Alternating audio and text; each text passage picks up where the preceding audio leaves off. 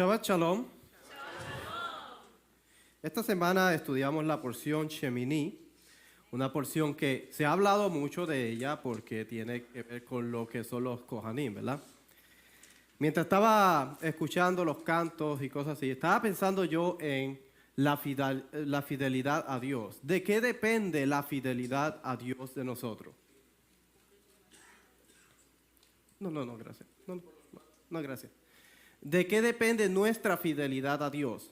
Y es importante que todos nos hagamos esa pregunta, porque muchas veces decimos somos fieles a Dios, queremos ser fieles a Dios, pero ¿de qué depende que seamos fieles a Dios? Depende de una persona, depende de una congregación, depende de un maestro. ¿De qué depende que nosotros realmente seamos fieles a Dios? Y yo creo que esa pregunta es lo que la Torah trata de contestarnos a nosotros. ¿Qué es lo que Dios exige de nosotros para que seamos fieles a Él? ¿Qué es lo que ocasiona cuando nosotros nos apartamos de las leyes que Dios ha dado y las consecuencias que nosotros incurrimos al nosotros tal vez olvidar el mandamiento, tal vez actuar un poco descuidado hacia el mandamiento o tal vez por la ignorancia? Pero la ignorancia puede ser ignorancia hasta cierto punto, ¿no? Porque cada uno de nosotros somos responsables de buscar, validar y estudiar, porque al final del día es responsabilidad de cada uno de nosotros. Y por eso es que cuando nosotros estudiamos la Biblia, habían personas que estaban encargadas de enseñarle al pueblo lo que era santo, lo que era profano, y enseñarle las leyes. Ahora, ellos no podían cumplir las leyes por ellos. Ellos podían enseñarle, pero ellos tenían que hacer su trabajo de cumplir con las leyes. Por ejemplo, si la Biblia dice que usted tenía que guardar el Shabbat, usted tenía que saber cómo guardar el Shabbat. Bueno, llegaba donde el Kohanim, el sacerdote le explicaba cómo usted guardaba el Shabbat, pero usted tenía que guardarlo. Por eso es que nosotros vemos que más tarde el que estaba recogiendo leña fue matado porque transgredió la ley de Shabbat. Y toda la Biblia es así. De hecho, no solamente la Biblia, todos los sistemas de leyes en todo el antiguo Medio Oriente, inclusive hoy día, depende de cómo nosotros nos comportamos moralmente y éticamente. Si usted va muy rápido en la autopista, ¿qué va a pasar? El policía va a estar escondido en un lado, lo va a ver y cuando le detenga le va a decir, ¿sabes qué? Ibas muy rápido, te voy a perdonar. No, le va a dar una multita, ¿verdad? Y usted va a tener que ir a pagar. A mí me pasó, le hablo por experiencia. Tuve que pagar y me dolió, pero mi esposa me dice, no, pero iba muy rápido. Ok, la cuestión es que le va a tener que pagar, le va a costar algo, porque está transgrediendo la ley. Lo mismo pasa en la Biblia. Pero nosotros nos quejamos mucho de la Biblia o no queremos seguir las leyes bíblicas, pero cuando se trata de las leyes humanas, sabemos que hay que seguirlas. La Biblia es lo mismo, solamente que era para una nación o es para una nación llamada Israel. Que si nosotros somos parte de o nos consideramos parte de, son aplicables a nosotros también. Tenemos que seguirla. Es un modelo de vida, cómo nosotros nos viajamos en esta vida y cómo nosotros hacemos las cosas para que nos vaya bien o para que nos vaya mal.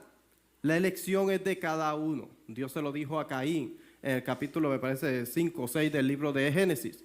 Le dijo, tú tienes la decisión de hacer el bien o hacer el mal. Al final del día, cada quien tiene la elección. Hacemos el bien, vivimos por las leyes que Dios estableció o decidimos transgredirlas y correr con las consecuencias. Y estaba meditando yo en lo que es la fidelidad a Dios. La fidelidad. ¿Qué significa fidelidad? ¿Cómo nosotros podemos definir el término fidelidad a Dios en nuestro día? Pues la porción de esta semana trata un poco sobre eso, pero vamos a concentrarnos un poco en lo que es la palabra jatá. Hay varias palabras en la Biblia que definen lo que es el término pecado. De hecho, en el español usted no lo entiende, porque la Biblia dice pecado. Todo es pecado. Pero cuando usted va al hebreo, hay distintas palabras para pecado. Entonces, ¿qué realmente es pecado cuando nosotros estudiamos la Biblia? ¿Cómo la Biblia define el término pecado? ¿Qué es un pecado? ¿Basado en qué? ¿Qué tiene que hacer la persona para que se considere pecado? ¿Cuáles son las consecuencias de un pecado o otro? Algo que muchas veces no consideramos porque, vuelvo y digo, la Biblia no hace una diferencia cuando lo leemos en español. En el hebreo sí. La porción de esta semana es Shemini. Vamos a hacer una oración. Padre de Abraham, de Isaac y de Jacob, gracias, Padre, por el privilegio que tú nos das de estudiar tu palabra. Gracias por la oportunidad de poder tener un Sefer en medio de tu pueblo. Padre, te pedimos que podamos ser fieles a ti, que nuestra lealtad siempre esté hacia ti, no importa qué. Te lo pedimos por los méritos de Yeshua. Amén. Mi maestro Rico, como ustedes saben, hemos estado estudiando lo que son las ofrendas.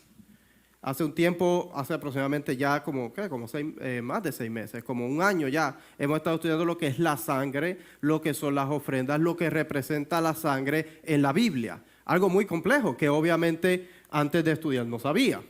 Tiene mucho que ver con lo que es salvación, redención, lo que es un ransom o un rescate, lo que se da por una persona, un tipo de rescate. Y cuando uno estudia la Biblia, uno se da cuenta de lo que no sabe uno, lo mucho que uno no sabe. Uno se da cuenta de que hay que seguir estudiando y uno estudia otra cosa y dice, wow, yo no sabía esto y se va por otra línea y después vuelve. La Biblia es muy complicada porque nosotros estamos removidos obviamente del lenguaje, estamos removidos de la cultura, estamos removidos de la forma como ellos entendían. Si estuviéramos en el tiempo de ellos, obviamente es fácil de entender. Pero como no estamos en ese ámbito, tenemos que estudiar y para eso existen lo que son los maestros, lo que son los libros. Por eso es que cada quien debe hacerse de un maestro y no solamente hacerse el maestro para pedirle la opinión y hacer lo que quiere, sino para llevar una línea por un tiempo al menos y tener ese desarrollo, esa base y luego la persona puede decir, bueno, si quiere cambiar de maestro a otro, pues yo no creo que es correcto, pero esa es la decisión de cada quien, ¿no? Pero debe tener una base para poder entender ciertas cosas, que lo lleve por una línea. Ya cuando tenga esa línea, esa base, ese fundamento, entonces puede construir sobre ese fundamento. La Biblia, en la porción de esta semana, Shemini tiene, me parece que son 17 mandamientos, voy a ver, por aquí lo anoté. Tiene varios mandamientos. La mayoría de ellos están relacionados con lo que es el templo. 17 mandamientos, 6 de ellos son performativos y 11 de ellos son prohibitivos. Hay muchos que hablan de lo que es la comida, qué tiene que comer una persona, qué no tiene que comer. Tiene mucho que ver con el ámbito de santidad, cómo el pueblo inclusive en cómo come puede mantenerse en ese ámbito de santidad. Entonces, tiene varias prohibiciones y cosas así. Los ritos descritos en este libro tienen que ver con, recuerde que la porción anterior se estaba hablando de lo que era la dedicación del tabernáculo. Lo que tenía que hacer Aarón, lo que tenía que hacer Moisés con Aarón y sus hijos para que ellos pudieran oficiar en lo que era el tabernáculo. Eso le llamamos los ritos de investidura.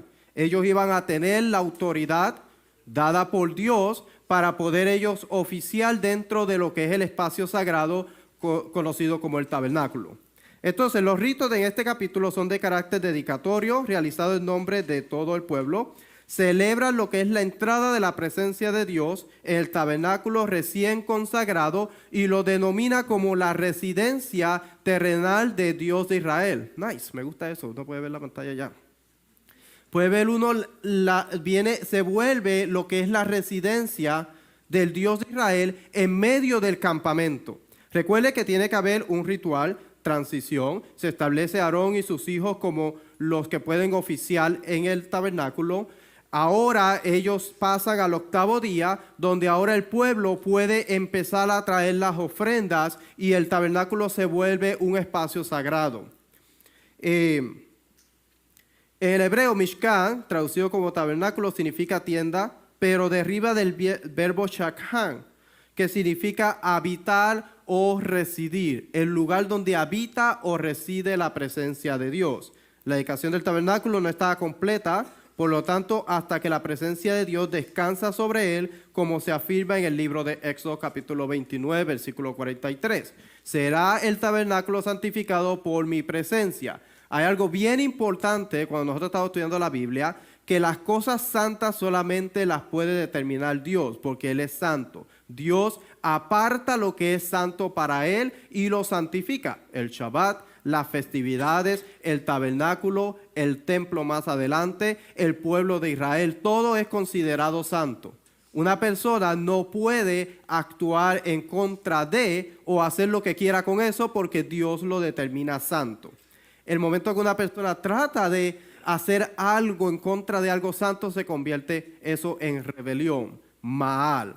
Una persona que no guarda el Shabbat de la forma correcta es rebelión. Hay una consecuencia. ¿Cuál es la consecuencia? Es transgresión de la ley. Pero hay dos cosas bien importantes. Está la ley civil y está la ley de Dios. Cuando nosotros estudiamos las leyes bíblicas, no solamente vamos a encontrar leyes que son relacionadas a Dios, sino que hay leyes civiles, hay leyes éticas, hay decretos. Hay una gran diferencia entre las distintas leyes en la Biblia que debemos considerar. Hay una consecuencia si usted roba algo versus si usted roba algo de Dios. Son dos cosas muy distintas. Pero si usted lo hace premeditado, hay otra consecuencia, porque ya usted decidió que iba a robar eso por su propia cuenta. Versus si usted se llevó algo sin saber que era algo santificado o algo dedicado. Ananías y Zafira es el ejemplo perfecto. Ellos hicieron un voto. El momento que ellos hicieron ese voto, lo que ellos transfirieron de ellos, la venta de la tierra, era transferida ahora al espacio sagrado. Ya no le pertenece a ellos. Por eso es que sufrieron las consecuencias porque hicieron transgresión, mal. Sabemos que en la presencia de Dios iba a estar. Los rituales de iniciación del altar, como el tabernáculo se acogía a la presencia de Dios, había que tener sumo cuidado para protegerlo de impurezas. O sea que todo lo que hace Israel, recuerde el capítulo 24, el momento que fue salpicado el altar y el pueblo se unieron, se hizo un vínculo. En ese vínculo, todo lo que hace Israel es responsabilidad de Israel y contamina el altar. No solamente lo que hace como nación, sino lo que hace una persona individual. Todas las impurezas. Inclusive, si una persona hace un tipo de transgresión que tiene que ver con, por ejemplo, adulterio, la persona moría. Pero aún así, la transgresión de la persona se aloja en el templo, en el altar. Hay un problema, aunque la persona muere, sigue habiendo una impureza porque fue una transgresión. Es como los gérmenes. Usted no ve los gérmenes, pero obviamente hay gérmenes en el aire. Y estos gérmenes afectan, cuando una persona está enferma, tiene estos gérmenes, afecta a toda la comunidad, si la persona está alrededor de personas. Lo mismo pasa con las transgresiones, son como un germen. Se desplazan a través de la comunidad y eventualmente llegan al altar, corrompiendo, causando una impureza que tiene que ser resuelta. De no resolverse, aleja la presencia de Dios porque Dios no puede estar en un lugar contaminado. Los sacerdotes, ese es su trabajo, esa es su responsabilidad. Asegurarse que el pueblo de Israel no perezca porque falte alguien que haga expiación por estas impurezas en el altar. Ese es su trabajo. No es un trabajo fácil, es una responsabilidad. Conlleva pena de caret o muerte si ellos no lo hacen de la forma correcta. Nadab y Abiú, ¿qué hicieron? Presentaron un fuego extraño, está en esta porción. ¿Qué pasó con ellos? Murieron porque lo hicieron de la forma incorrecta. Eran personas que estaban aptas para acercarse, pero lo hicieron de una forma incorrecta. Esa es la gran responsabilidad que cargaban los hijos de Aarón. Y a veces las personas quieren ser sacerdotes, pero no entienden la responsabilidad. No saben el peligro que es ser un sacerdote. Dice, y Moisés, Levíticos 9:6, Moisés dijo, esto es lo que el Señor ha mandado que hagáis. para que la gloria del Señor se aparezca a vosotros. O sea, que dependía del ritual de transición y lo que era la iniciación de Aarón y sus hijos para que la presencia de Dios pudiera habitar en medio de ellos. Versículo 23 del mismo capítulo. Pastora, por favor. Moshe y Aarón entraron en la tienda de reunión y cuando salieron bendijeron al pueblo. La gloria del Señor apareció a todo el pueblo. O sea que tan pronto como se acabó el ritual de iniciación, llegó el 8º día y trajeron las ofrendas que tenían que traer, entonces la presencia de Dios, ellos bendijeron al pueblo y la presencia de Dios llegó. Significa que Dios aprobó el ritual que se hizo, todo se hizo de una manera correcta y la presencia de Dios ahora habitaba en medio del pueblo. Solamente una cosa podía eliminar la presencia en medio del pueblo, y ese era el ser humano. La transgresión del ser humano, en este caso del pueblo de Israel, podía hacer que la presencia de Dios se volviera a retirar. El momento que el templo se llenaba de impureza y los hijos de Aarón no hacían su trabajo y el pueblo actuaba en rebelión, la presencia de Dios se aleja. Dios escogió, los hijos de Aarón son escogidos por Dios, son consagrados, fueron ungidos, hubo un cambio de vestiduras. Hubo un cambio de vestidura y fueron lavados para que entonces ellos pudieran oficiar lo que era el sacerdocio. Pregunta, ¿alguna otra persona fuera de Aarón y sus hijos han sido ungidos, consagrados, escogidos por Dios, se le ha cambiado la vestidura, han sido lavados para que puedan oficiar? Al menos yo no lo he encontrado en la Biblia. Dice el libro de Hebreos capítulo 5, del 1 al 4, dice, porque todo sumo sacerdote, pastora, por favor. Porque todo sumo sacerdote tomado de entre los hombres es constituido a favor de los hombres en las cosas que a Dios se refieren, para presentar ofrendas y sacrificios por los pecados. La palabra pecado, ahorita vamos a estudiar un poquito sobre lo que es pecado. Y puede obrar con benignidad para con los ignorantes y extraviados, puesto que él mismo está sujeto a flaquezas, y por esa causa está obligado a ofrecer sacrificio por los pecados, por sí mismo, tanto como por el pueblo. Pero fíjese en lo que sigue diciendo. Y nadie toma este honor para sí mismo, sino lo recibe cuando es llamado por Dios, así como lo fue Aarón. O sea que nadie recibe el honor de ser sacerdote o sumo sacerdote si no es llamado por Dios. Bien importante, una persona no es llamada sino es por Dios. Los hijos de Aarón sabemos que Dios mismo le dijo, de hecho hay 3 veces que aparece, y Dios le dijo a Aarón, haz esto con los hijos Dios le dijo a Moisés, haz esto con los hijos de Aarón, y le volvió a decir, haz esto con los hijos de Aarón, y haz esto, aparece 3 veces en esta porción. O sea que el ritual fue basado en lo que Dios le dijo a Aarón, cómo debía hacerlo y con quién debía hacerlo. El 8º día no es como los 7 anteriores. Este último sirve como miluim o la investidura del sacerdocio y la consagración del santuario, mientras que el 8º día tiene un propósito totalmente diferente. La inauguración del culto público dirigido por su sacerdocio recién investido. El nombre técnico de esta inauguración es Hanukkah Iniciación, o más exactamente Hanukkah Mizbeah, la iniciación del altar. Esta es donde nosotros encontramos la palabra Hanukkah, que muchas veces se discute. Hanukkah significa iniciación. Cuando se está hablando del templo, tiene que ver la iniciación del altar. Cuando los macabeos estaban haciendo la celebración, lo que ellos estaban celebrando era la iniciación del altar. Después de haber sido transgredido o violado por los griegos, entonces ellos purificaron, destruyeron el altar, porque algo que ha sido profanado no puede ser usado para el servicio de Dios. Entonces construyen un nuevo altar y ellos hacen lo que es Hanukkah Mizbeah, la dedicación del nuevo altar para que sea un altar apto para traer las ofrendas del pueblo de Israel. Eso realmente es lo que representa Hanukkah. Vamos a ver lo que son la palabra pecado. Vamos a estudiar un poco lo que es pecado. Como estaba diciendo al principio, cuando vemos la palabra en el español, vemos pecado. Pecado.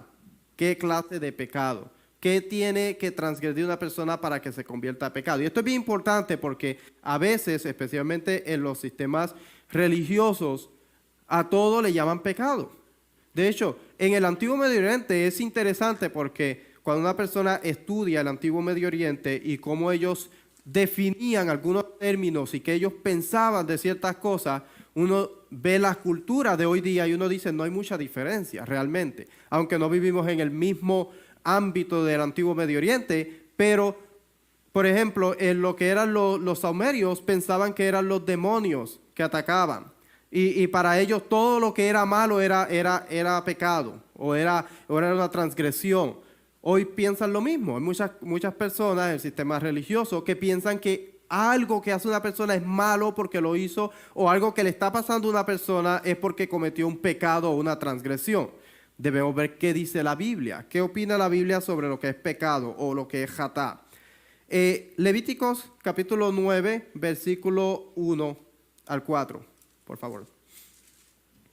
En el día octavo, Moshe llamó a Aarón y a sus hijos y a los ancianos de Israel, y dijo a Aarón: toma de la vacada un becerro para expiación y un carnero para holocausto, sin defecto, y ofrécelos delante de Adonai. Y a los hijos de Israel hablarás diciendo: tomad un macho cabrío para expiación y un becerro y un cordero de 1 año, sin defecto, para holocausto. Asimismo, un buey y un carnero para sacrificio de paz que inmoléis delante de Adonai, y una ofrenda amasada con aceite para porque Adonai se aparecerá hoy a vosotros. Entonces, de aquí fue donde yo dije, de aquí voy a empezar a estudiar lo que es pecado, porque nosotros estamos viendo que Aarón y sus hijos son consagrados 7 días antes, ¿verdad? Ellos ahora están preparados para hacer el servicio. ¿Por qué tienen que traer una ofrenda de pecado? Recuerde que ellos tenían que estar 7 días dentro del tabernáculo. El tabernáculo es espacio sagrado. Entonces, obviamente no podían estar pecando. No podían estar haciendo algo que transgrediera, algo que iba en contra del espacio sagrado, porque hubieran sido destruidos. Porque una persona no puede contaminar el espacio sagrado. ¿Por qué entonces ellos tienen que traer una ofrenda por pecado? ¿Qué representa pecado en estos versículos del capítulo 9, del 1 al 4? Bueno, eso es lo que vamos a indagar nosotros. La palabra jatá, que es la palabra que aparece para pecado, se puede usar de distintas formas. Una de las formas que puede ser usada es como una ofrenda, puede ser un castigo, puede ser un sacrificio por pecado cometido, pero también puede ser una purificación. Puede ser una purificación. Hatat.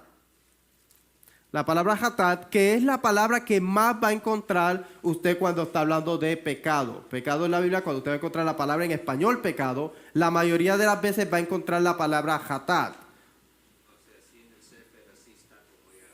Sí, en el Sefer se va a encontrar así, hatat. De hecho, podemos ir ahorita al capítulo 9. Si vamos aquí al capítulo 9, dice acá, por ejemplo, aquí cuando dice pecado, si vamos acá, la palabra que dice es hatat. Esta que está aquí. Vamos a ver. Oh, okay. La palabra que dice acá es pecado. Word study. Hatat. Ahí está la palabra. Sin expiation, sin offering. De hecho, por ejemplo, Génesis 4:7 dice, si hace el bien no será aceptado, y si no hace el bien, el pecado yace a la puerta. Cuando le está hablando a Caín, está utilizando la palabra hatat. Entonces, la palabra hatat se puede usar de distintas formas. Inclusive puede significar un castigo sobre una persona, pero también puede ser purificación. Recuerde que cuando una persona comete una transgresión, si no purifica el altar de esa transgresión, hay una consecuencia. El libro me parece que el libro de Zacarías habla de los egipcios, que si no suben a Jerusalén, hablando del tiempo cuando el Mesías reine, que ellos van a hacer hatat, y está usando la palabra hatat como un castigo que va a venir sobre ellos por no obedecer o por no llevarle tributo al Mesías. Entonces, esta palabra también se puede encontrar, puede ser hatat, hay otros derivantes de ella, que es la palabra het. Het puede ser, más bien se aplica como un tipo de culpa de una persona, la palabra het. Hatat aparece 294 veces en 269 versículos en la Biblia en el Lexam. El 27.9% de esta palabra aparece en el libro de Levíticos.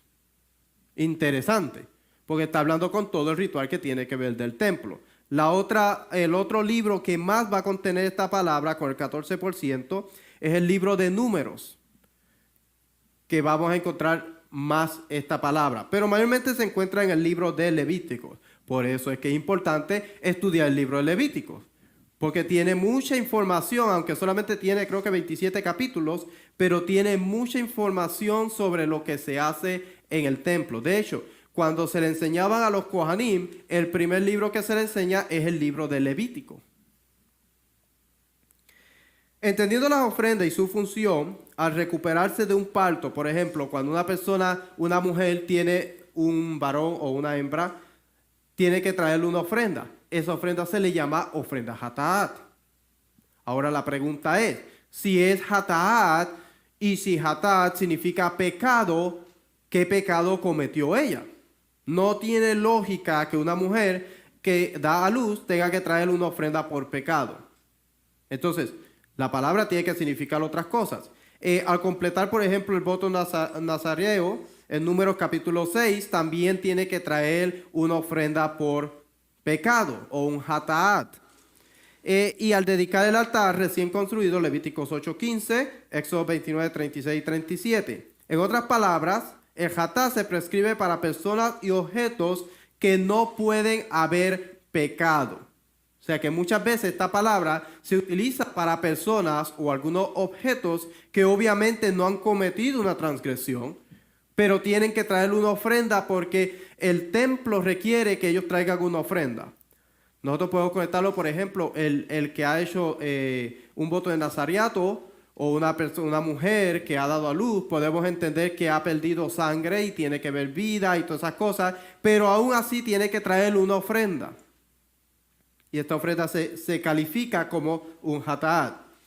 Vamos a definir algunos términos en la Escritura. Por ejemplo, hay otra diferencia radica en hecho de que la Escritura, este verbo, al igual que su connotado en acadio, hatú, se refiere a toda la gama de ofensas, desde las faltas accidentales hasta las violencias premeditadas. O sea que en el antiguo Medio Oriente ellos aplicaban estas palabras a todo tipo de ofensas, inclusive a ofensas que eran premeditadas. En la Biblia o en el Código Sacerdotal, por el contrario, reserva sustantivos como lo que es abón y pesha para las ofensas premeditadas. O sea que para las ofensas premeditadas dentro de la Biblia hay otra expresión que se utiliza para eso.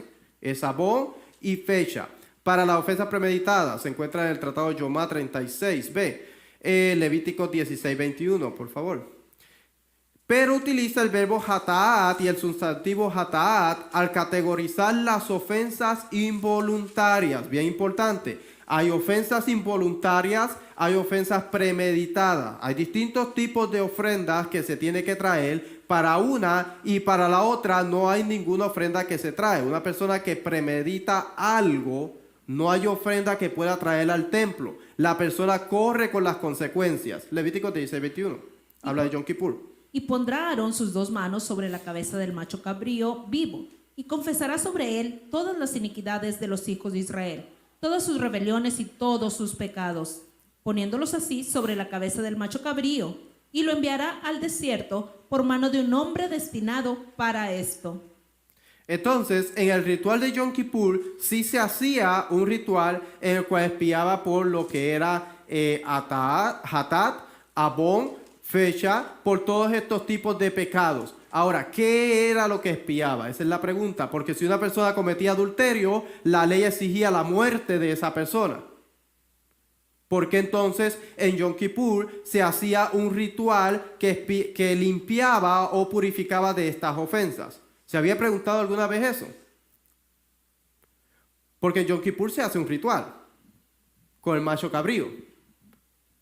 ¿Por qué tiene que haber ese ritual? Si la persona que comete idolatría, la persona que comete adulterio, la persona que comete Maal, la persona que se rebela contra Dios o la persona que desafía al Sanedrín, muere, porque entonces tiene que haber un ritual. Vamos a ir al libro de Levítico 16, versículo 16, y vamos a estudiar estas palabras. Levítico 16, y recuerde que está hablando en contexto de lo que es Yom Kippur. 16, dije versículo 16, ¿verdad? 16 y 18 y 19. Dice el versículo 16, hará pues expiación por el lugar santo a causa de las impurezas. La palabra que es expiación, aquí que utiliza para expiación, va a ser kippur o kippur, va a ser expiación por el lugar santo a causa de las impurezas de los hijos de Israel. O sea que aquí nos está dando una clave, algo importante. Va a ser expiación, ¿por qué? Por las impurezas, no por el pecado, no por lo que comete una persona.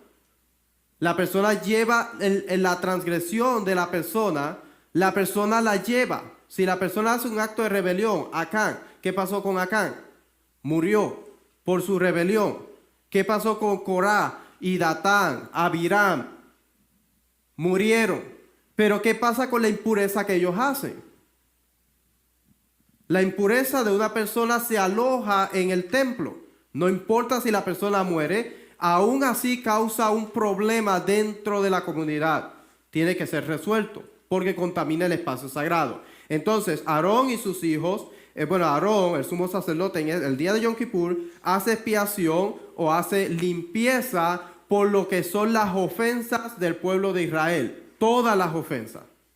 No importa si fue rebelión, no importa si fue voluntaria o involuntaria, tiene que limpiar el templo porque se impurifica. Tiene que ser limpiado de las impurezas. Por eso dice, hará expiación por el lugar santo a causa de las impurezas de los hijos de Israel. Cuando nosotros estudiamos el templo, el altar exterior, había un altar que estaba adentro, el lugar santo, y estaba el lugar santísimo. Hay ciertas impurezas que se alojaban en el altar exterior. Mayormente tienen que ver con lo que es las ofensas individuales. Una persona hace algo, transgrede involuntariamente, lleva una ofrenda, esa ofrenda hace expiación por esa persona o kippur, más bien la sangre purifica lo que es el altar, haciéndolo el altar apto para que la presencia de Dios pueda estar. La persona, si es una comunidad, entonces la impureza penetra más adentro del templo y llega hasta el lugar santo. Y si la impureza es aún más, que mayormente tiene que ver con los pecados de rebelión contra Dios, entonces ocasiona un problema dentro del lugar santísimo, que eso es lo que se hace expiación en el día de Yom Kippur. Entonces dice, ellos iban a hacer expiación por el lugar santo a causa de las impurezas de los hijos de Israel y a causa de sus transgresiones. Cuando nosotros estudiamos la impureza, vamos a ver aquí tumot, y las transgresiones, vamos a ver la palabra acá, pesha. Pesha son la palabra que se encuentra para transgresiones que no hay ofrenda. Una persona no puede traer una ofrenda si actúa en un tipo de rebelión. Por todos sus pecados, así hará también con la tienda de reunión que permanece con ellos en medio de sus impurezas. Versículo 17. Para que haga expiación por sí mismo por su casa y por toda la asamblea de Israel. Déjenme ver los otros versículos que tenía acá. 18-19. Dice, entonces saldrá al altar que está delante del Señor y hará expiación, la palabra va a ser kippur, por él, y tomará de la sangre del novio y de la sangre del macho cabrío y la pondrá en los cuernos del altar por todos lados. Y rociará sobre él de la sangre 7 veces con su dedo y lo limpiará. Vamos a ver la palabra que usa aquí.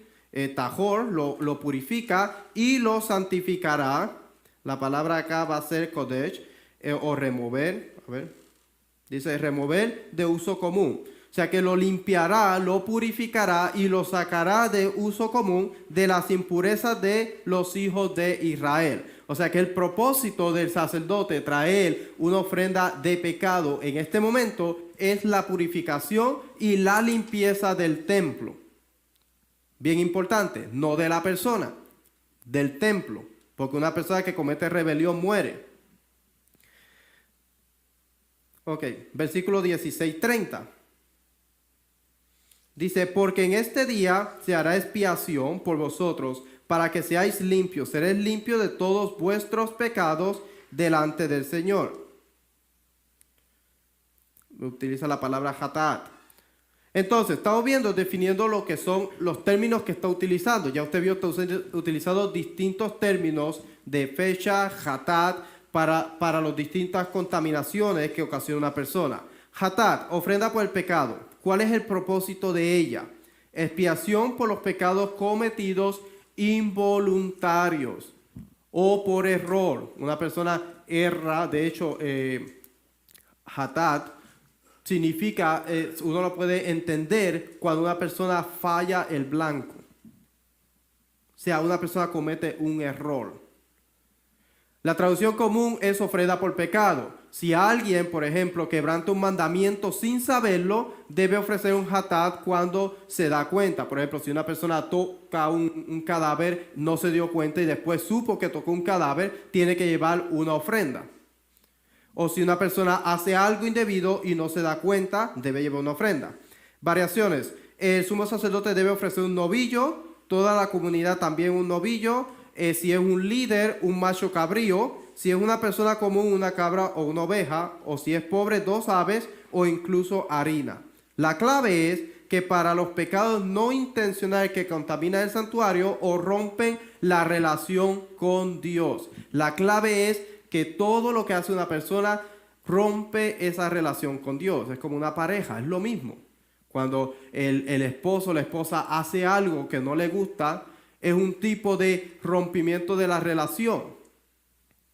Entonces, ¿qué hacen? Bueno, van y se vuelven a reconciliar para volver a establecer la misma relación que tenían antes. Hay personas que lamentablemente nunca pueden reparar la relación y terminan divorciándose. Lo mismo pasa en la Biblia. Si no se resuelve, va a terminar en lo que es un tipo de divorcio entre Dios y su pueblo.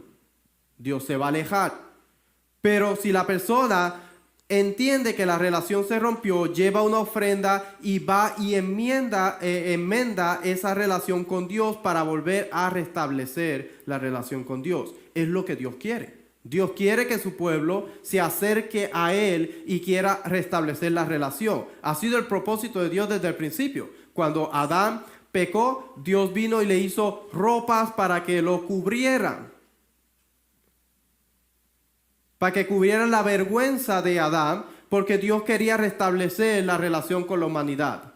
Nosotros sabemos que la humanidad se fue alejando y alejando y eso es otra historia, pero siempre Dios ha querido restablecer el vínculo con la humanidad, una relación familiar. Dice, la ofrenda Asham, que es por la culpa o transgresión, repara daños específicos, ya sea contra Dios o contra otras personas. La traducción común es ofrenda por la culpa o ofrenda por la transgresión. Los casos comunes es pecar contra algo sagrado, como usar mal las cosas del templo. O sea, una persona que usa algo que es sagrado tiene que llevar una ofrenda de culpa para restablecer. De hecho, hay algo que tiene que añadir para hacer restitución. Si una persona roba o engaña a alguien, romper un juramento, requiere no solo la ofrenda, sino que también requiere una restitución. Se enfoca más en pecados conscientes que requieren reparación adicional. Una persona utilizó algo que era para uso santo, lo usó para otra cosa. Tiene que ahora reparar lo que hizo. Si una persona roba, tiene que reparar. Si una persona hizo lashon hara, habló mal en contra de una persona, tiene que reparar. Son mayormente ofrendas por cosas que hay que reparar. Otras ofrendas importantes que vamos a encontrar es la ofrenda de holocausto, olá. Todo el animal se quema y simboliza la dedicación total a Dios. ofrenda de cereal, que es ofrenda de minja, que con todas las ofrendas se traía una ofrenda farinácea. Y la ofrenda de paz, que parte se quema, parte se come, y celebra la comunión entre Dios y el adorador. Levíticos capítulo 9, versículo 4. Dice, por favor. Asimismo, un buey y un carnero para sacrificio de paz, que inmoléis delante de Adonai, y una ofrenda amasada con aceite, porque Adonai se aparecerá hoy a vosotros. O sea que en la inauguración hubo unas ofrendas de paz que se traían. Dice, la función de la ofrenda de bienestar se aclara con el anuncio de la próxima teofanía. La alegría y el privilegio de presenciar la teofanía se celebran con una fiesta, como por ejemplo en Éxodo, que dice, vieron a Dios, comieron y bebieron, que en este caso se proyectó, pero se abortó. O sea, tiene que ver con lo que es tener un vínculo y una relación. Una persona que no tiene una relación, está alejada de Dios, obviamente no puede tener una ofrenda de paz. No puede comer esa ofrenda porque obviamente está en rebelión en contra de Dios. La palabra pesha es del hebreo y es término que aparece en la Biblia hebrea. Se suele traducir como rebelión, transgresión o crimen intencional. Esta es la clave. Pesha es un crimen intencional. ¿Cuáles son los crímenes intencionales que encontramos en la Biblia? Idolatría, adulterio, encontramos una persona que mata premeditadamente. Esos pecados tienen que ver con transgresión, son rebelión, considerados rebelión, son considerados mal, ya sea contra la humanidad o sea contra Dios. Por ejemplo, la idolatría es mal, rebelión contra Dios. Una persona que hace adulterio es una rebelión contra su hermano y porque obviamente está tomando su esposa y está haciendo algo indebido que ocasiona una impureza en el altar. Pero esa persona muere. Esa persona muere. Rebelión, transgresión o crimen intencional, y tiene un matiz muy particular, implica una violación deliberada y consciente de la ley o de la voluntad de Dios. O sea que es algo que la persona hace consciente. ¿Me está siguiendo? O sea, hay distintos tipos de pecados en la Biblia. No solamente una persona, oh no, cometiste pecado. Ajá, ¿qué pecado? Por eso es que cuando vamos a hablar de lo que hizo Yeshua, tenemos que entender qué fue lo que hizo y por qué lo hizo. Porque dice pecado, pero ¿qué tipo de pecado? Por eso es que una persona, si usted le dice a un judío, el judío le va a decir, pero es que ya eso existía. Porque en la Biblia obviamente existen ofrendas por ciertos pecados y hay ciertos pecados que nunca existía ninguna ofrenda por ellos, que son el pecado de rebelión. Una persona moría en su rebelión. En términos teológicos morales, pesha no es un simple error o pecado por ignorancia, como podría ser het, otro término hebreo para pecado, sino un acto en el que la persona sabe que está desobedeciendo y aún así lo hace. Cuando Korah decidieron que ellos también dijeron, todo Israel es santo, nosotros también podemos acercarnos al templo. Ellos sabían que Dios había escogido, más ellos, que eran levitas, sabían que Dios había escogido a Aarón y sus hijos. Fue una rebelión voluntaria. Cuando el pueblo llegó a Mara y las aguas estaban amargas, que ellos hablaron en contra de Moisés y dijeron que vamos a beber, fue una rebelión voluntaria. Entonces, hay veces que va a haber rebelión voluntaria. La idolatría que hicieron con el becerro de oro fue rebelión voluntaria, porque ellos sabían que no podían hacer una imagen. Se le había dicho días antes.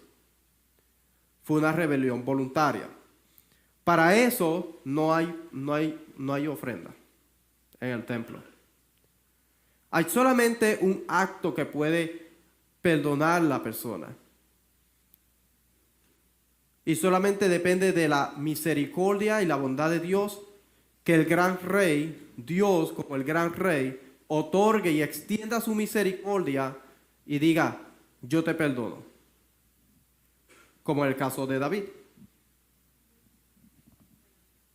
Manasés, que después de cometer idolatría y ser llevado cautivo, él oró a Dios y Dios le perdonó su pecado, lo volvió a su tierra sin merecerlo, después de todo lo que hizo. Léase la historia de Manasés, todo lo que hizo Manasés. Lo perdonó, lo liberó del cautiverio y lo volvió a la tierra, lo volvió a poner como rey para que él pudiera enmendar lo que él hizo. Un claro ejemplo de cuando Dios extiende su misericordia. Ok, estamos en fecha. Ejemplo de fecha. Por ejemplo, en Génesis 31:36. Jacob se dirige a Labán diciendo que es mi transgresión. Génesis 50:17. Los hermanos de José piden perdón por su transgresión, pecado. Fue voluntario. Ellos decidieron que lo iban a matar. Después dijeron, no, ¿sabe qué? Vamos a venderlo. Fue algo que ellos premeditaron. Éxodo 22:9 se establece que cualquier caso de transgresión relacionada con el robo debe ser juzgado por los jueces, una persona que decide robar. Éxodo 23:21 se advierte que no se debe desobedecer al ángel que guía al pueblo, ya que no perdonará su transgresión. O sea que si se rebelaban contra el Malach Elohim o el ángel de la presencia, él no iba a perdonar su transgresión, sino que iba a actuar contra esa persona. Levíticos 16 y 21 se menciona la transgresión de los israelitas en relación con todos sus pecados. Números 14-18 se habla de la iniquidad y transgresión del pueblo y se afirma que Dios no dejará sin castigo a quienes lo cometan. Josué 24:19 se advierte que Dios no perdonará la transgresión ni el pecado del pueblo, y está hablando de lo que es mayormente idolatría en el libro de Josué, cuando ellos van y renuevan el convenio. Recuerde que Josué ya está por morir. La palabra abón se traduce comúnmente como iniquidad o culpa o perversidad, y se refiere a un pecado que no puede comenzar como un error, que puede comenzar como un error, pero que implica una distorsión moral más profunda, algo torcido o corrupto.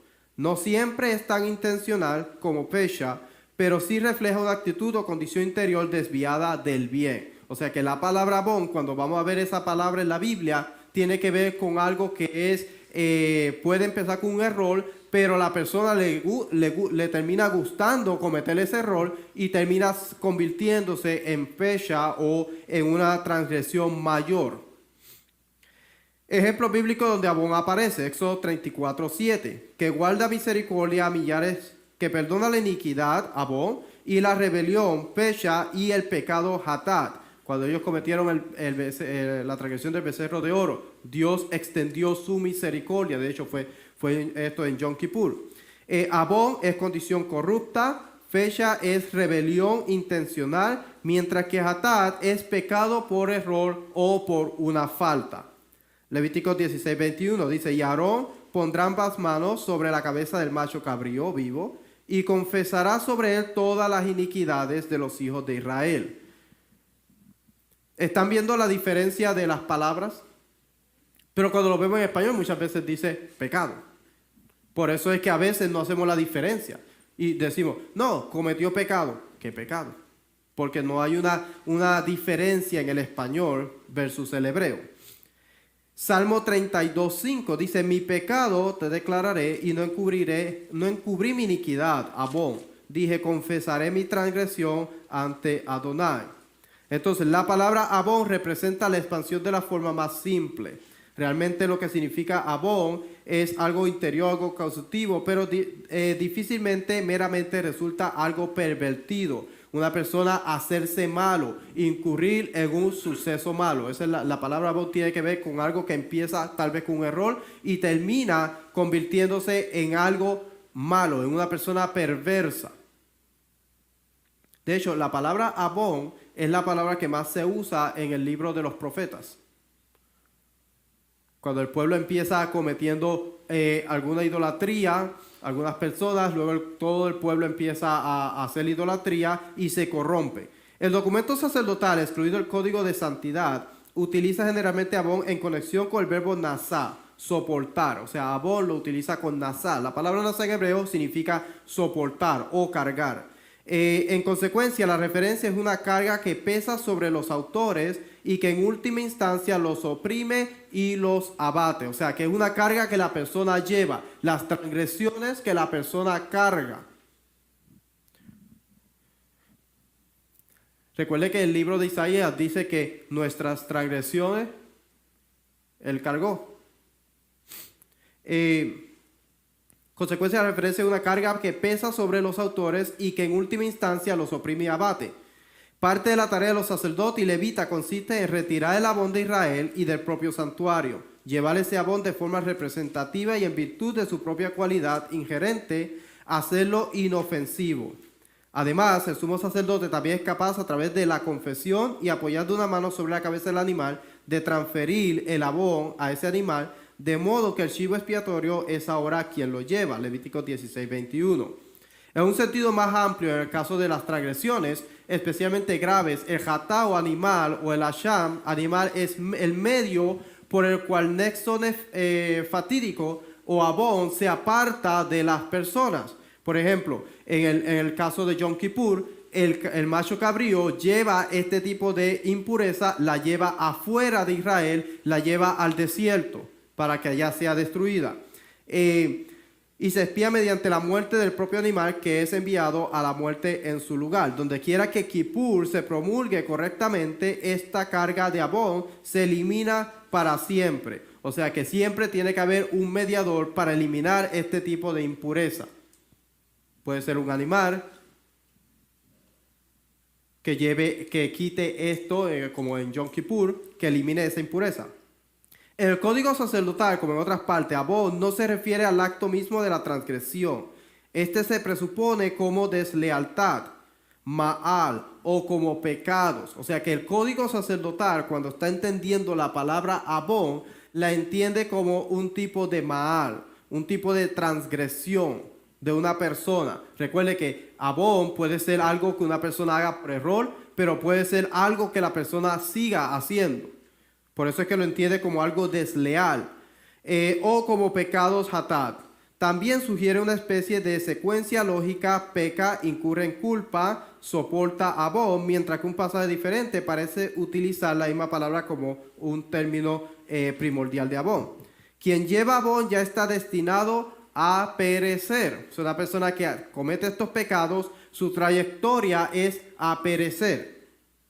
Tales personas van a morir y esta esfera de la culpa, en esta esfera de la culpa, solo la persona que está libre de abón puede vivir libre de culpa. Números 5:31. Dado que el abón también afecta perniciosamente al entorno y la comunidad cultural, está obligada en interés de su propia autopreservación a cortar de su medio a todo que obre con desafío cargado de culpa. Caret.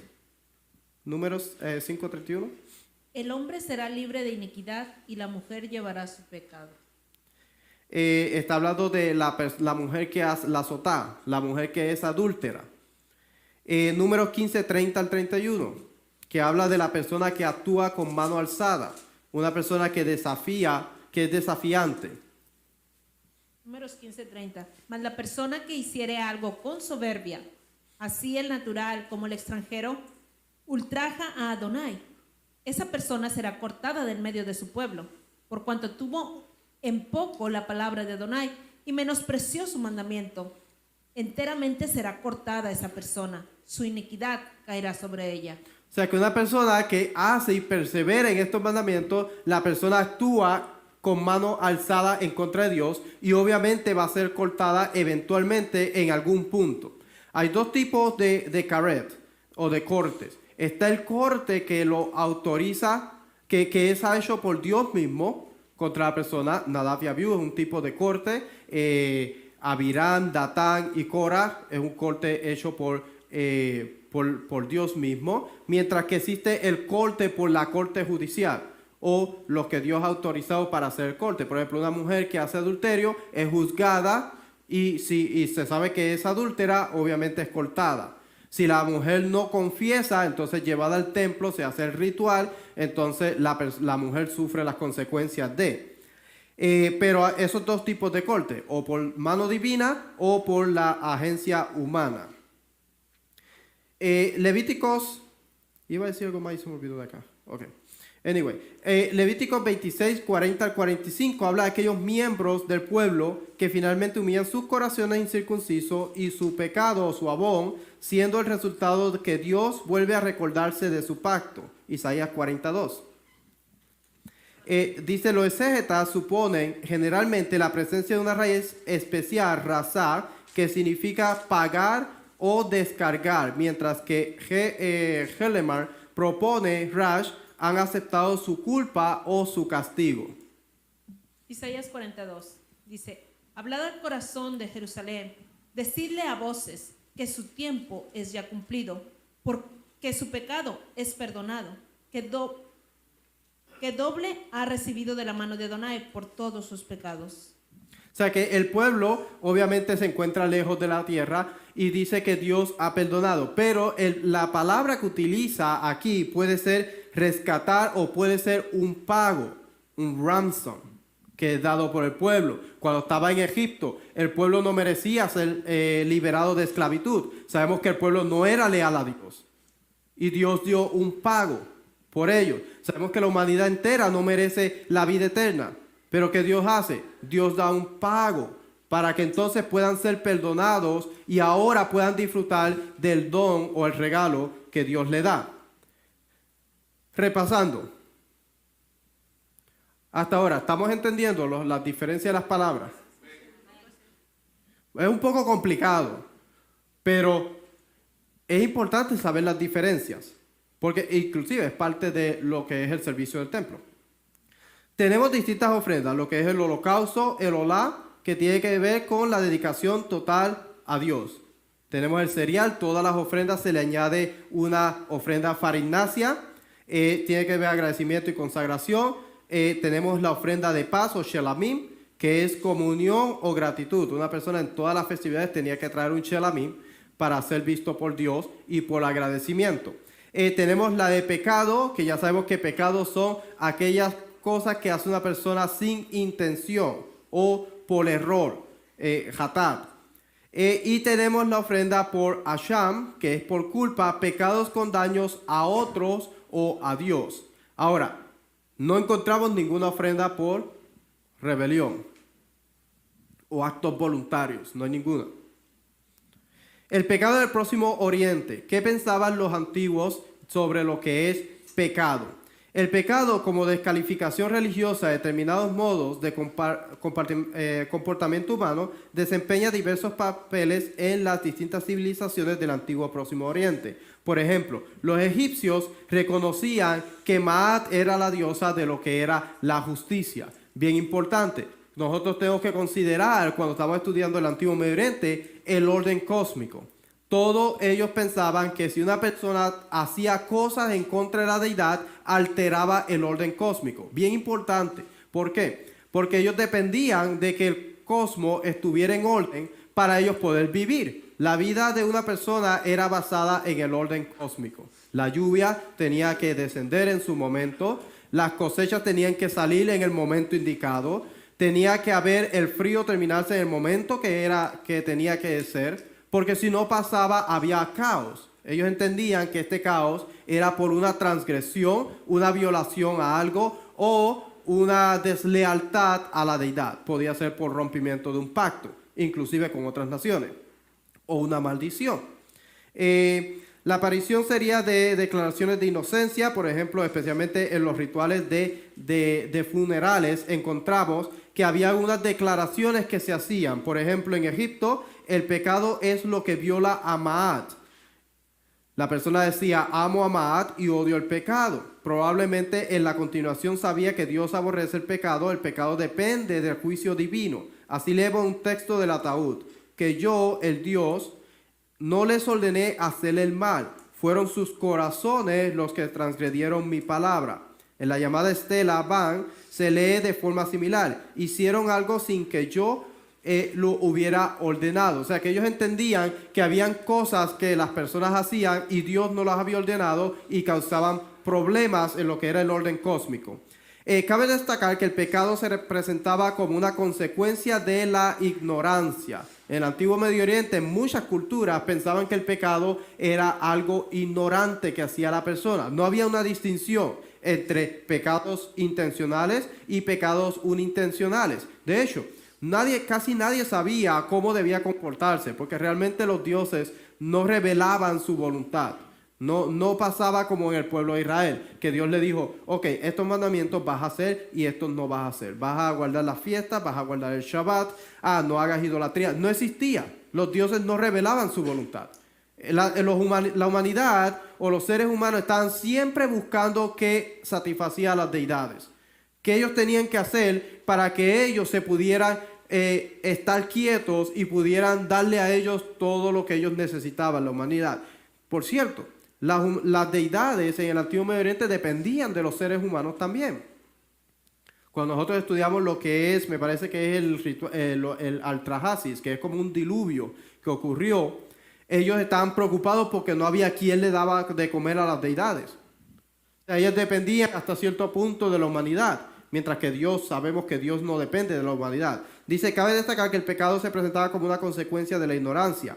Un hombre ignorante, un necio, no distingue el bien del mal. Hice el acto de maldad contra la cima y ella me castigó. Generalmente, alguna forma de sufrimiento llamaba la atención de los pecadores sobre su culpabilidad. O sea que cuando ellos recibían algún tormento o ellos recibían alguna enfermedad, ellos decían, hemos hecho algo contra la deidad.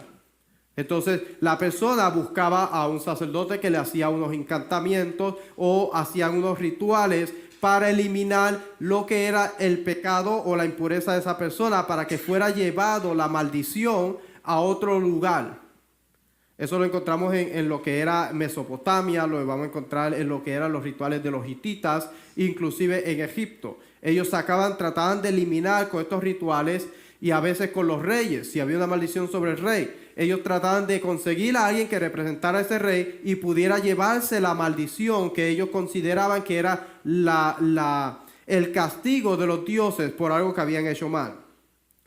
Entonces, sin embargo, la deidad perdona al penitente diciendo, si es la naturaleza del siervo cometer pecado, es la naturaleza del Señor ser clemente. En la literatura de los muertos atestigua muchas aseveraciones de inocencia en los libros de los muertos. Por ejemplo, dice, no he pecado contra la gente, no conozco el mal y no hago nada malvado. Vengo a ti sin pecado ni transgresión, sin maldad y sin testigo contra mí. En otro lugar encontramos, no hay pecado en mi cuerpo, no digo mentiras sabiendas o sabiendo.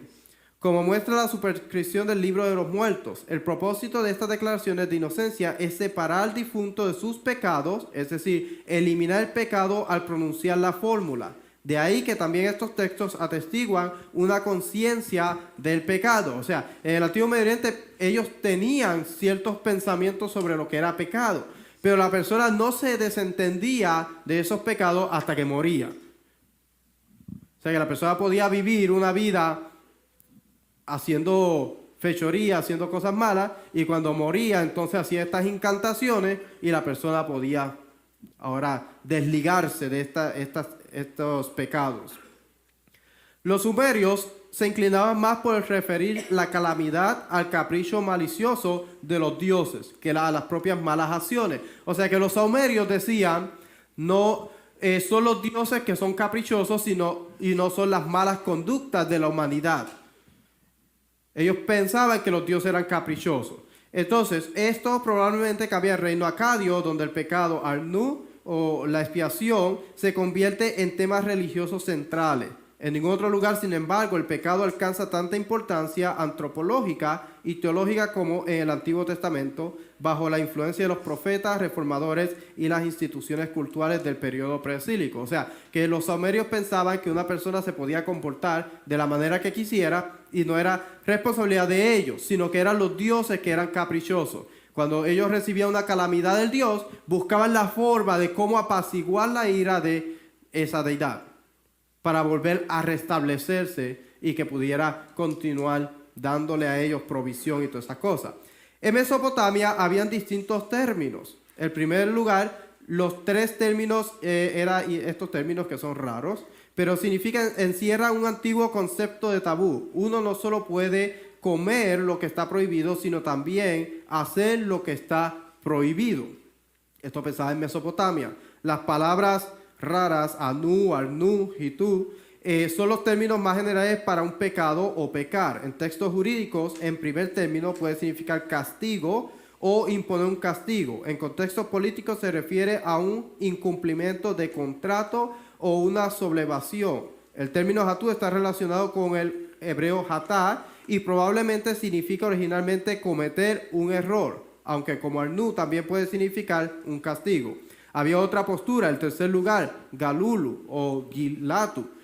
Se refiere al incumplimiento de los deberes sagrados y no aparece en lo que son los textos legales. O sea, estamos viendo en el Antiguo Medio Oriente las distintas posturas que ellos tenían de lo que es pecado. Sí existía unos términos para estos tipos de transgresiones, pero no como en la Biblia, que la Biblia especifica y hace una diferencia entre lo que es un pecado, un error que hace una persona, lo que es una transgresión involuntaria y lo que es ya una transgresión voluntaria, donde la persona decide, yo quiero hacer esto. Le sale de la persona hacerlo, sale de su interior, ser rebelde. En los salmos aparece muchas veces, por ejemplo, lo que son los pecados cultuales, eran especialmente fáciles de cometer por ignorancia.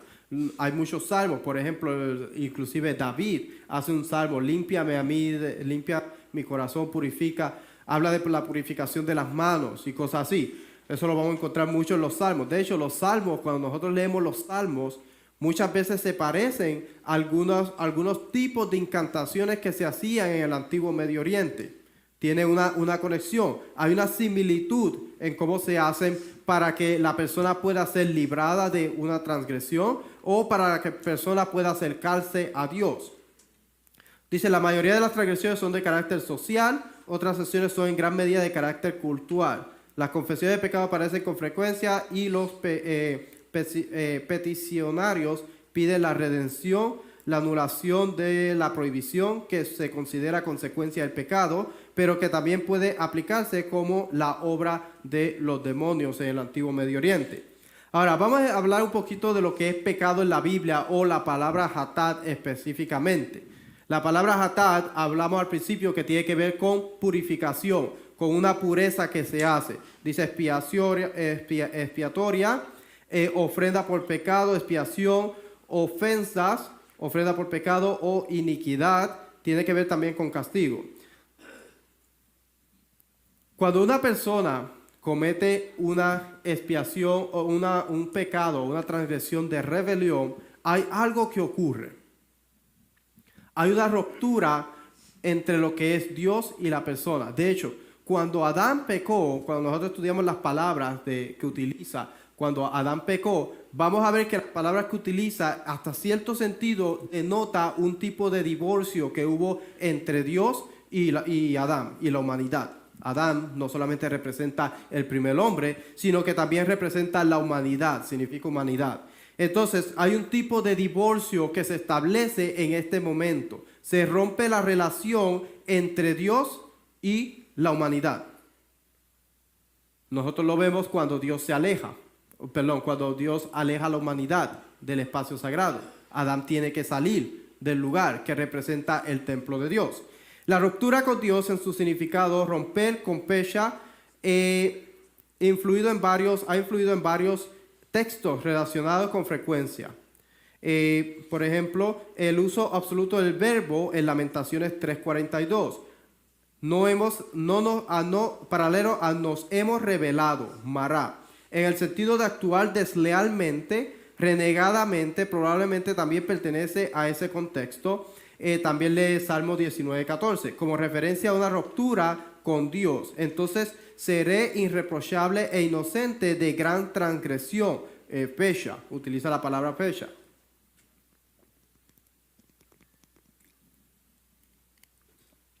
El perdón de Dios, aunque el sentido es más indirecto que directo, los pasajes relevantes que se refieren al perdón de Dios merecen ser examinados.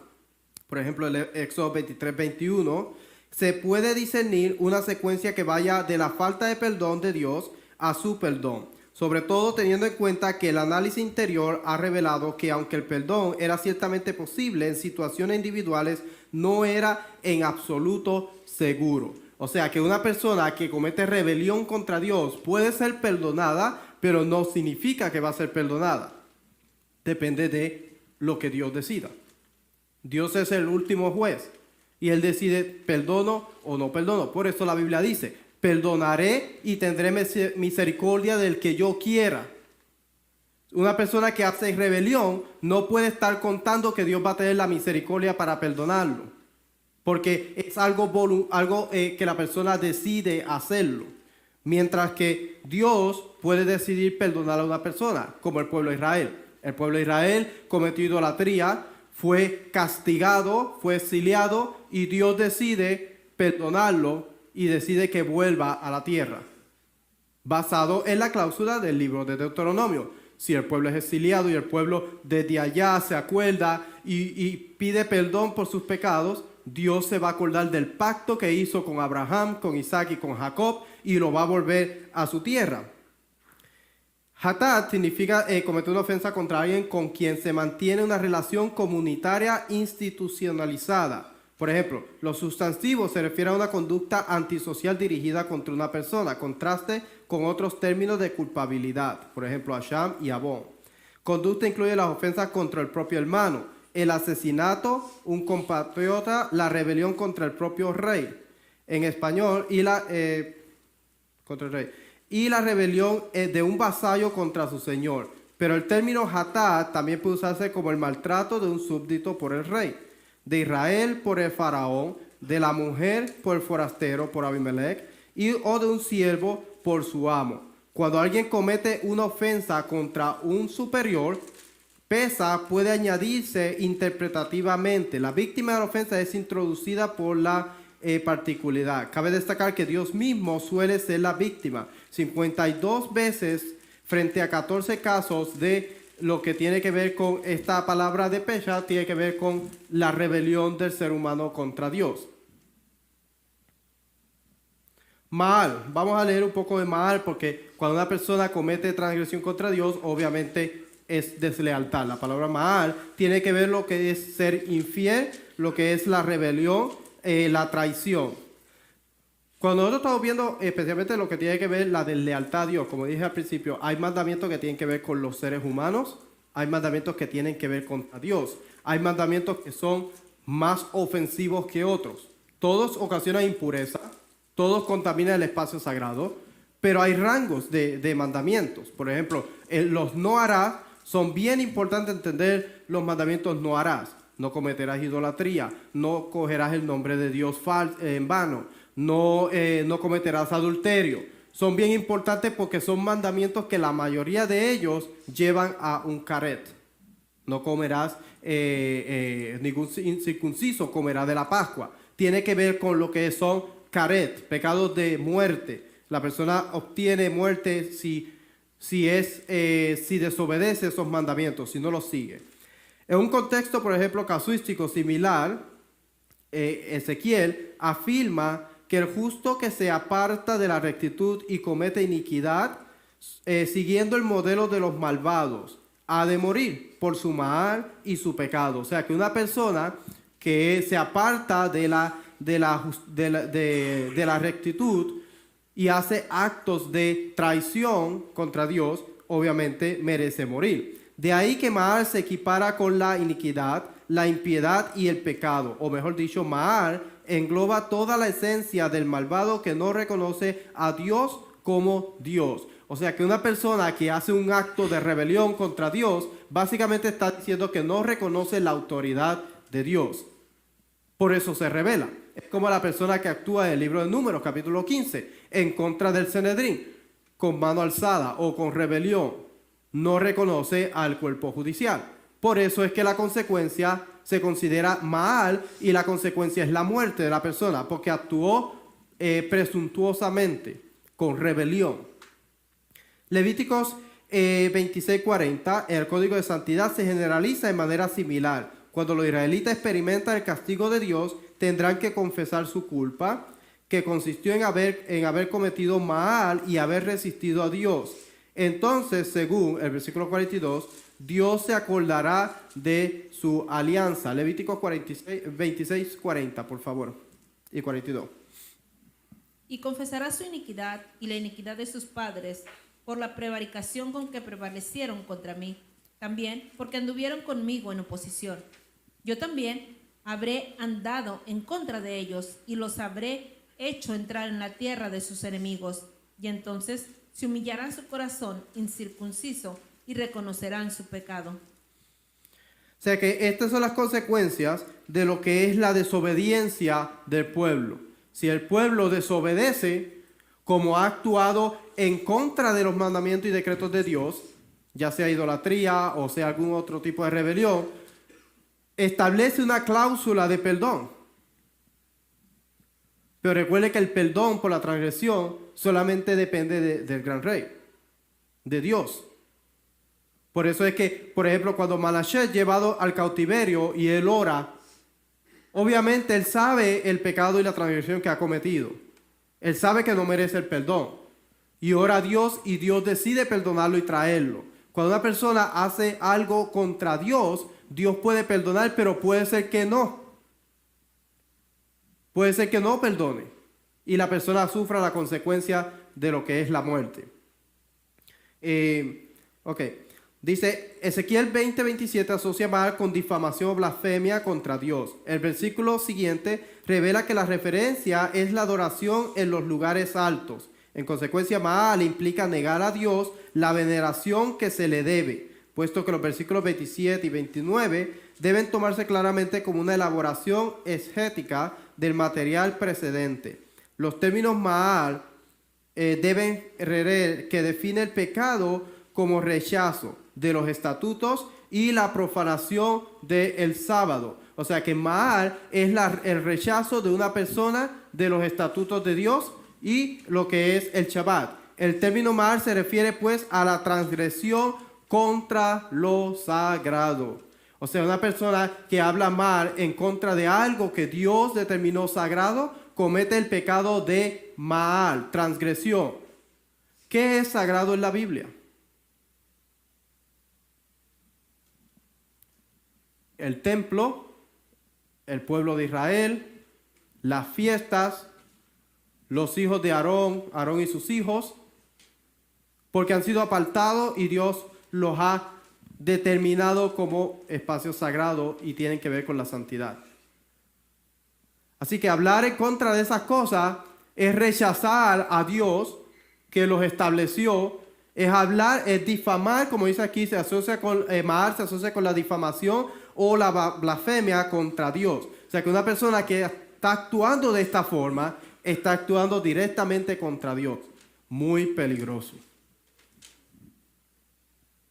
Muy peligroso, porque si en esta porción Dios no perdonó a Nadab y Abiú, que habían sido consagrados, habían sido ungidos, habían sido vestidos, habían sido lavados, habían sido separados para el servicio y para acercarse al altar y los espacios sagrados, y Dios no los perdonó por la transgresión que ellos hicieron, ¿cuánto más una persona que no ha sido separada, no ha sido consagrada, no ha sido separada con cierta función y se atreve a hablar en contra de cosas que Dios ha establecido como santas? Yo creo que debemos estudiar un poquito más y considerar lo que estamos haciendo. La Biblia, yo pienso que la Biblia es bien fácil de entender. Obviamente, una persona que quiere estudiar más a profundidad, obviamente hay muchos términos que hay que estudiar. Pero la Biblia, para una persona que quiere seguir la Biblia y quiere seguir al Dios de Israel, es bien fácil. La obediencia. Dios dice que hay que reunirse tal día, perfecto, tal día yo voy a estar ahí. Hay que guardar el Shabbat, ¿cómo se guarda? Ok, así, perfecto, yo lo hago. Es bien fácil. Nosotros nos complicamos porque queremos entenderlo todo. El pueblo de Israel llegaba al templo o al lugar que tenía que llegar. Los sacerdotes, los hijos de Aarón y Aarón le enseñaban cómo tenían que hacerlo y ellos lo hacían. No estaban discutiendo de cómo hacerlo, cuándo hacerlo, por qué hacerlo. ellos llegaban y lo hacían. Porque ellos entendían que Dios le dijo a ellos, tienen que hacerlo. El momento que el pueblo se puso a discutir en el libro de Números con Cora, que querían hacerlo ellos, ¿qué pasó? Muerte. Entonces Dios dijo, no, pero un momento, Aarón y sus hijos van a llevar la iniquidad del sacerdocio para que el pueblo de Israel no perezca. El pueblo de Israel se encontraba lejos, no quería acercarse, pues sabía que había muerte si ellos se acercaban. Y Dios le dijo, no, pero Aarón y sus hijos, ellos son responsables. Los levitas son responsables de cuidar el campamento, lo que tiene que ver la tienda de reunión, el altar, el templo, el tabernáculo. Ellos son responsables de cuidar que nadie se acerque, ningún extranjero se acerque. Ellos se van a encargar de hacer las ofrendas. Si ellos las hacen mal es su responsabilidad. Ellos llevan el pecado de su propia transgresión, porque entonces serían ellos los que están haciendo transgresión contra Dios. Y lo vemos en el libro de Malaquías, que ellos están intercambiando lo que eran las ofrendas. Estaban dando ofrendas malas, defectuosas, mientras que las cosas buenas las estaban manteniendo para ellos. Los hijos de Elí estaban haciendo cosas que iban en contra de la Biblia, estaban comiendo cosas que no eran para ellos. Y vino juicio divino contra ellos. Pero el pueblo, ¿qué tenía que hacer? Llegar, ¿qué hago? ¿Me siento aquí? ¿O que aquí me quedo parado? Que ese era el propósito del pueblo. Ese era lo que tenían que hacer. Lo mismo pasa hoy día. La Biblia es bien simple de entender. Solamente necesitamos tener un corazón dispuesto a obedecer. Un corazón dispuesto a ser leal a Dios. Cuando nosotros estudiamos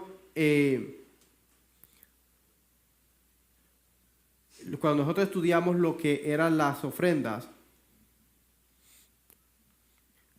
el sistema que Dios elaboró para poder habitar en medio de su pueblo era perfecto. Todas las naciones alrededor sabían quién era el Dios de Israel. Todos sabían que si se metían con el Dios de Israel, con el pueblo de Israel, se metían con el Dios de Israel. Y Él peleaba por ellos. Él los defendía y Él los protegía. Pero cuando el pueblo de Israel era desleal, sufría las consecuencias. Dice, vamos a ver si voy a pasar un poquito más acá.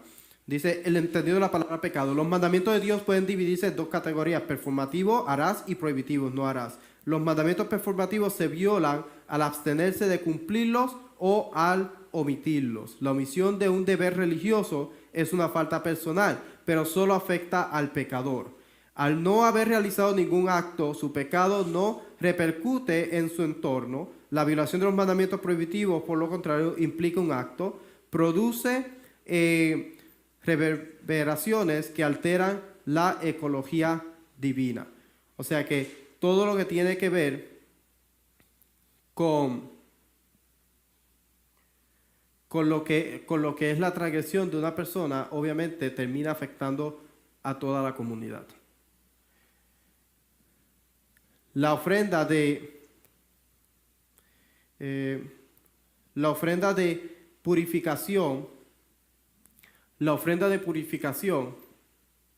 hacía que la presencia de Dios estuviera en medio del campamento. En esta porción se inicia lo que es el servicio del tabernáculo. Dios le dio las leyes al pueblo de Israel, capítulo 1, 2, 3, 4, 5, 6, 7, 8, 9, del 7 empieza a hablar de lo que es los sacerdocios, pero le da las ofrendas que ellos tienen que traer cuando ellos se acerquen. Por eso dice en el libro de Levíticos, capítulo 1, versículo 1 y 2. Dice que cuando los hijos de Israel se acerquen, cuando alguien de los hijos de Israel se quiera acercar, va a tomar una ofrenda. Dice así: y llamó Adonai a Moshe y habló con él desde el tabernáculo de reunión, diciendo: habla a los hijos de Israel y diles: cuando alguno de entre vosotros ofrece ofrenda a Adonai de ganado vacuno u ovejuno, haréis vuestra ofrenda. O sea que una persona que quería acercarse a Dios establece el protocolo correcto de cómo acercarse a Dios. Le enseña a los sacerdotes qué tienen que hacer para mantenerse dentro de ese espacio sagrado. Y le enseña al pueblo cómo tiene que comer, cómo tiene que caminar en su diario vivir, qué tiene que hacer para mantenerse en un estado de pureza. En el antiguo Medio Oriente eso no existía.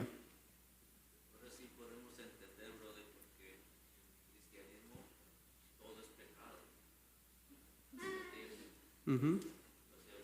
La palabra pecado pues para todo,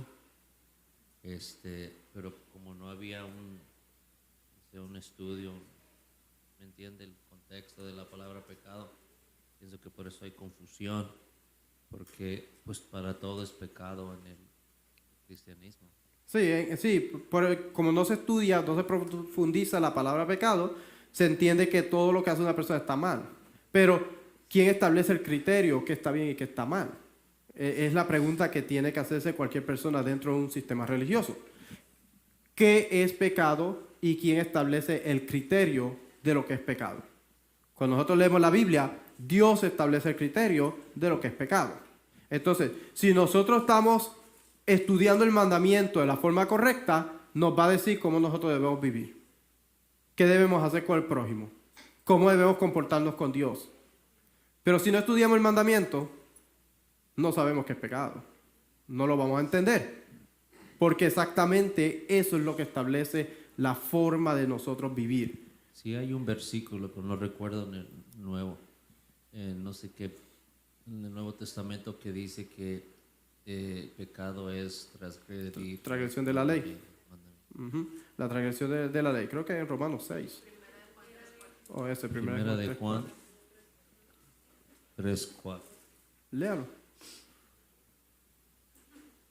Primera de Juan 3:4. Todo aquel que comete pecado infringe también la ley, pues el pecado es la infracción de la ley.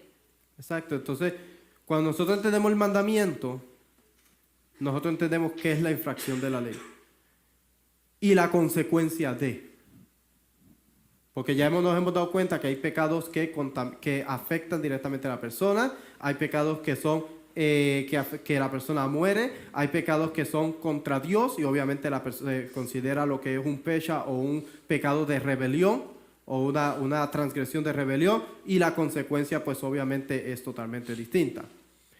Por eso es que cuando nosotros estudiamos lo que es lo que hizo Yeshua, nos damos cuenta que lo que él hizo fue por la transgresión de la humanidad que fue la rebelión de la humanidad contra Dios.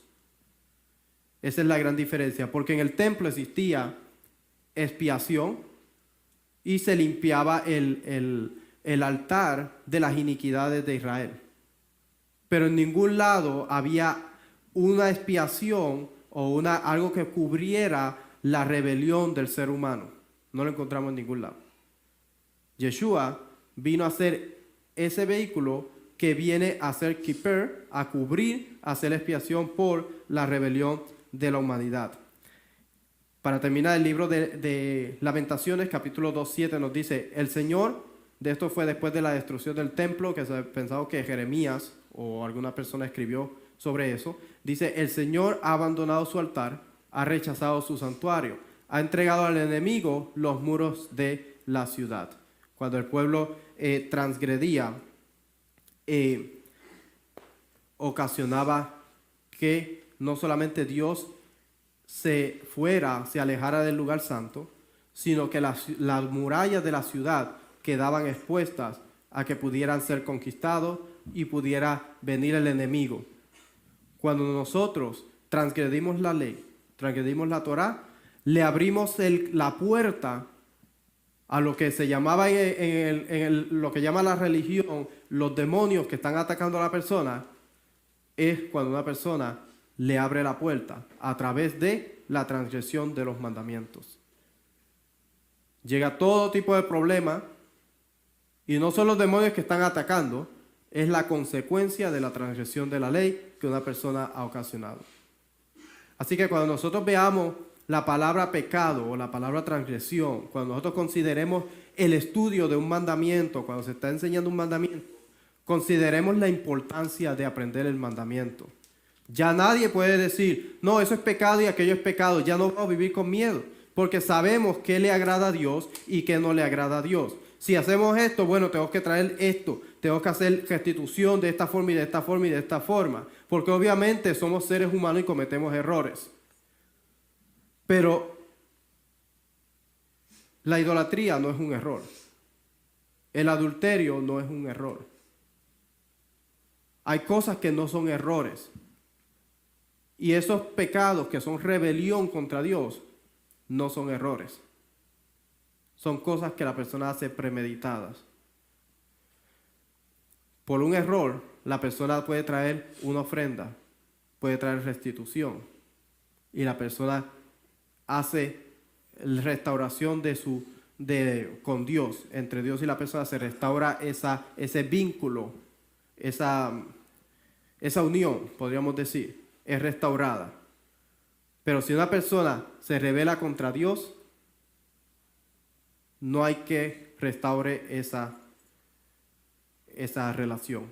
Solamente si Dios decide perdonar. Espero que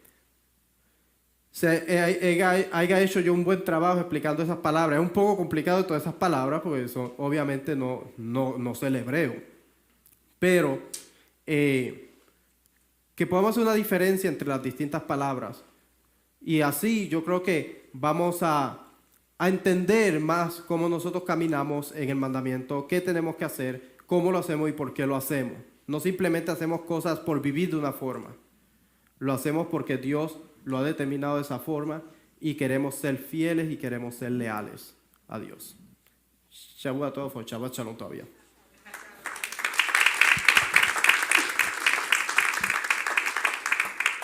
Gracias a nuestro More Daniel por esa explicación tan buena y tan exacta. Creo que todos hemos aprendido, creo que vinimos de este tamaño, pero salimos de este tamaño, porque hemos aprendido más. Gracias a todos los que están en línea, gracias por hacer sus donaciones a Roca Eterna, por estar aquí con nosotros, acompañarnos y aprender con nosotros, porque estamos aprendiendo juntos unos con otros. Así es que nos despedimos de los que están en línea, los esperamos aquí, no el próximo Shabbat, sino hasta el Shabbat siguiente, porque vamos a estar en el curso del templo. ¡Yeah! Me emociona porque sé que vamos a aprender más. Tengo un anuncio para darle, no se vaya, no se mueva, esto es importante porque se acerca Shavuot. Gracias a los que están en línea, ahora sí me despido de los que están detrás de la pantalla, porque vamos aquí a hablar acerca de Shavuot como comunidad y vamos a dar algunos anuncios para todos ustedes. Shalom.